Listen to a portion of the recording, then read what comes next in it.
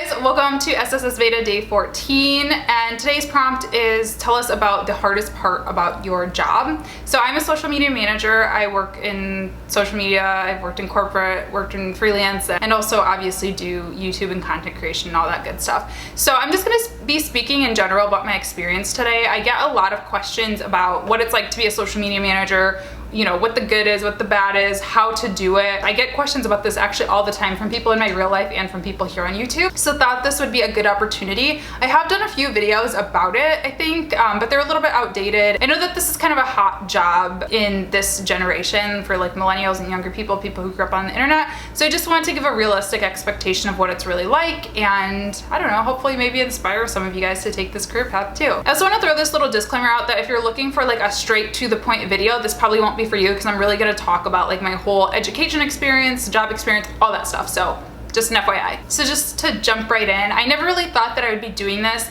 I had always been fascinated with the internet, but I always loved music and I always loved politics. Those were like my two passions. So I always saw myself going into kind of one of those paths, I guess. I did discover the internet when I was like in 6th or 7th grade or something. That's when I got my own computer, my first computer. And I was obsessed with LiveJournal, Xanga, MySpace, all that stuff. In high school, I took my first film class. I got accepted to this pretty unique program where you got to go to like this building downtown and get really awesome film training. So I fell in love with being a creator, and I thought that that's what I wanted to do. I wanted to work in film. Like I said, I always loved music. I always loved entertainment. My dream at that point in my life, like when I was 16, was to do music videos, because I'm very, very passionate about music and I loved making films and videos. Went to college, didn't really know what I wanted to do, honestly. So I started at community college, took a public speaking class, ended up loving it, surprisingly, because I was terrified of public speaking. And that was in the School of Communication, and so was the film program at the university that I was going to be going to once I graduated community college. And I was like, I guess I'll do that, kind of go back to my film roots.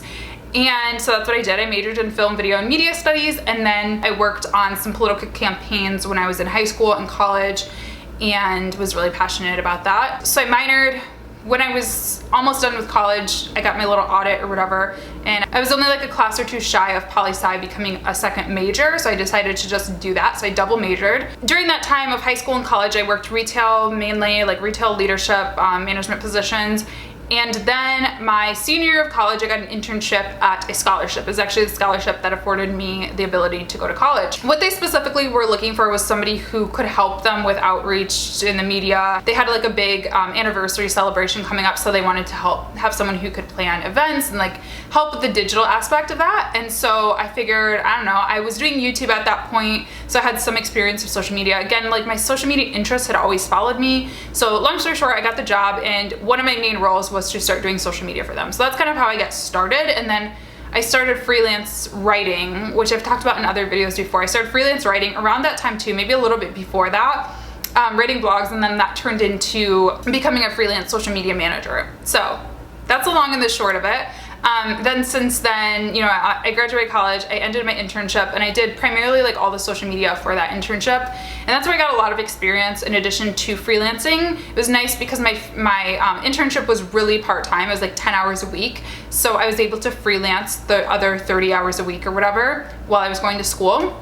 So I got a lot of experience. Yeah, so that's pretty much how I did it. As far as how to get clients on freelancing, I've talked about this in a lot of other videos, so I'm just gonna leave some resources down below, but like online job boards or online freelancing boards are essentially how I got started. So like Upwork and Cloud Peeps, Guru, all that stuff. Recommend going on there to get your first gigs, and then you can kind of build a clientele from there. And then now all my clients just come to me through word of mouth and through finding me on places like YouTube and on my social media and stuff like that. So that's the long and the short of it. So first common question I get about being a social media manager is like, what do you have to go to school for? I don't think that what I went to school for was ideal necessarily, but I don't think it was bad either. I mean, film is great, especially because social media is video now. Like if you don't know how to do video on social media, you're at a serious disadvantage. So I think that was good. And I also think political science was good too. A lot of people think that's weird, but I meet so many social media managers who post like really like inappropriate stuff sometimes, like don't know the difference between Memorial Day and Veterans Day, or like, you know, just like little things like that that can be seen as really, really bad on social media, and the internet is ruthless. I'm sure you know that. So that's been something that's helped me kind of navigate. I took a lot of different cultural communication classes as part of my poli-sci degree, so I'm able to do international business. You know, a lot of my clients are international actually, but I do wish I took more business classes. So if you are like just starting college and you're like, what should I major in? I want to be a social media manager, because social media management is not a degree, and frankly I don't think it should be, because it changes so quickly. By the time that an instructor would be able to like write a lesson plan, the social media platform would have changed. Do you know what I mean? So what I would recommend is at least taking some marketing classes, because that's what social media is about. I think a lot of people, especially in our generation who grew up online, we know how these platforms work. We know how to, you know, do like get likes, get followers and stuff like that, take good pictures, whatever, but we don't know how to tie that back to a business. That's at the end of the day what companies want and need. You know, you have to be able to tie it back to the business and show the return of social media. I mean, some businesses are a little bit more progressive and they kind of get it already, like they know that they need it, whatever. But if you're kind of having to sort of prove yourself to a client or to a company, you gotta know, you know, some basic marketing and business skills. And also, if you want to own your own business, it would be helpful to have some business background. Everything that I know is self-taught for the most part. I have just gotten good at networking with people and asking questions and doing research. I've always been a good researcher. That's another thing that my poli-sci degree has helped me with, honestly, is critical thinking and research, because I had to write like 50-page papers every week pretty much for my poli-sci degree. So I definitely know how to look up some information online. But yeah, it would be helpful to just have some business classes and some marketing classes, even if it's not your major. Take some film classes, take some photography classes, take some communication across culture classes. Like I said, it will help for international business, and you know, social media is international too. Like even if you're just posting for a corporate, you know, US company, you're still gonna cross with other cultures and languages and stuff like that. You also have to be a really good writer and reader. People are ruthless. If you use the wrong there in a tweet, people will let you know. So yeah, definitely recommend those things. Yeah, so then how I actually got jobs, I think I kind of covered that for freelance. For actual jobs, like corporate jobs, I definitely just took every experience that I could. Like I said, I did my internship, and I really told them straight up, like, this is what I want to do. I don't ever think I really talked about how I decided that was what I want to do, and I don't think I ever really did. I still don't know. Is this what I want to do for the rest of my life? Like, I don't know. As weird as that sounds, but like, I don't think I ever really made a firm decision. I think I just kind of fell into it, which was great. Like, I love what I do. But yeah, so take every experience that you can. With my internship, I just sort of told them that's what I really wanted to focus on, and made sure that I highlighted all of the skills that I was learning and stuff like that online. Now, with that said, like with my internship and even with freelancing, there's no one there to teach me stuff. Like, they weren't social media experts. That's why they hired me. So you have to constantly be teaching yourself. And again, like, I never took a social media class in college.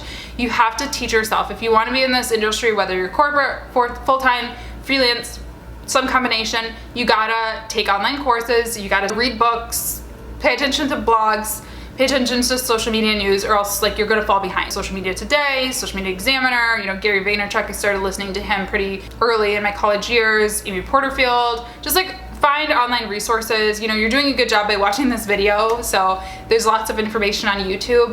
HubSpot Inbound is a course that I always recommend. I have a free online course. I'll have that listed down below. So yeah, always constantly be educating yourself and then pulling out those skills, making sure that you're highlighting them on your resume, on your LinkedIn and stuff like that. Freelance, I definitely recommend freelancing, because you know, when you're in college, it's really hard to get experience, especially in something like social media, because I don't know, it's usually a full-time job if it is in-house, and it is kind of a big deal. Like, you're sort of the voice of a company. So yeah, I feel like those are kind of the two major topics that I get questions about, is, you know, what should I, like, basically how do I get a job doing that? If you guys would like more detailed information, I know I kind of like rushed through these, but I don't want this to be a super long video. So now I'm gonna talk about the pros and cons really quickly. Pros, I talked about recently, I feel like in a Q&A, I think. I love that most companies allow you to work remotely. I love that it's pretty in demand right now. So for freelance, you know, I typically don't have a hard time finding clients. As long as you have a little bit of experience, a good portfolio, you typically, and you know, you have some kind of business acumen and whatever, you probably won't have a hard time finding clients. Everybody needs social media, from hospitals to beauty companies, you know, and it's kind of nice that way because you can really choose what you specialize in. So if I was still really passionate about politics, which I am, you know, if I wanted to, I could try to become, you know, social media manager for a political candidate or, you know, some kind of group or cause. And I actually do take clients who are nonprofits a lot, kind of as pro bono work. Like I usually don't charge them or charge them as significantly discounted rate for my freelance stuff for causes that I believe in. So that's nice because you can kind of choose to do that. Where I kind of lay lately is actually more in the beauty and luxury space. So I have a lot of cosmetics companies, lifestyle fashion brands, because that is something that I like as well. I wouldn't say I'm passionate about it necessarily, but I like it.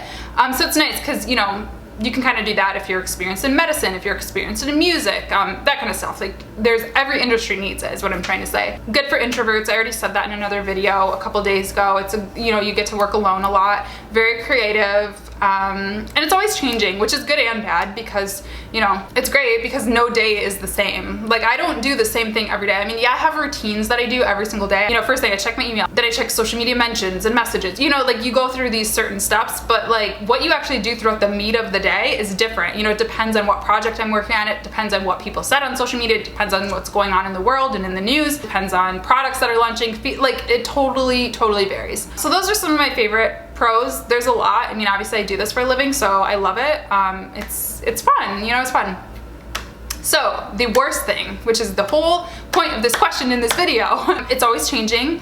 Again, that's a good and a bad, but you know, it's hard. It's hard because one day you'll like master, you'll be like, oh man, I beat this algorithm. I got it under control. And then next day it's like, oh, everybody's getting a shadow ban who used that hashtag that got a lot of likes. Like just random stuff like that happens. So that's annoying. It's also a lot of pressure sometimes because businesses want to see what their investment is doing for them. And I get it. Like, I mean, I'm a small business owner. I get it. I don't want to spend, you know, a ton of money a month on a freelance social media manager just for like some pretty pictures and words on my social accounts. Like I totally get it, but it is really hard because it's just hard. It's hard to do that, you know. And it, you know, it totally depends on the industry that you're in.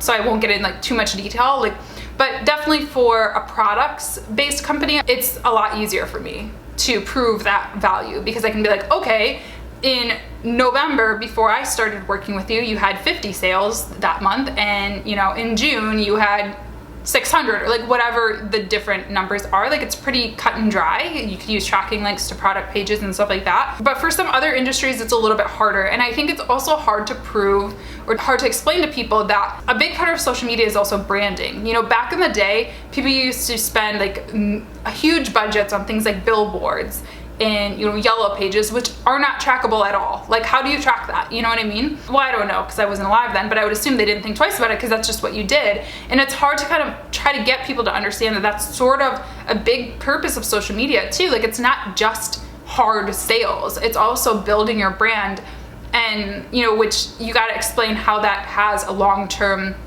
positive effect. It's really hard. You definitely have to be almost like kind of salesy to excel in social media, especially if you're a freelance, because you know, you got to explain your value, and I hate sales so much. So that's something that I don't like. Another thing is just, it's a job that you can't turn off. Social media happens 12 a.m. to 12 a.m. Like, it doesn't ever turn off. It's also just very tempting. It's very hard to like look at your phone on a Friday night and not do work. That's something that I really have to train myself to do. Like, if it's not urgent, leave it till Monday, or, you know, just do the minimum, just like things or whatever. And also, you know, like, just speaking like what I said about current events and what's happening in the news and stuff, it's definitely hard to tune that out. I mean, election season 2016 was like, I hated like a lot of my days. You know what I mean? Because it's like you have to be on social media, even though all you want to do sometimes is turn it off, because it's so much negativity coming from everywhere.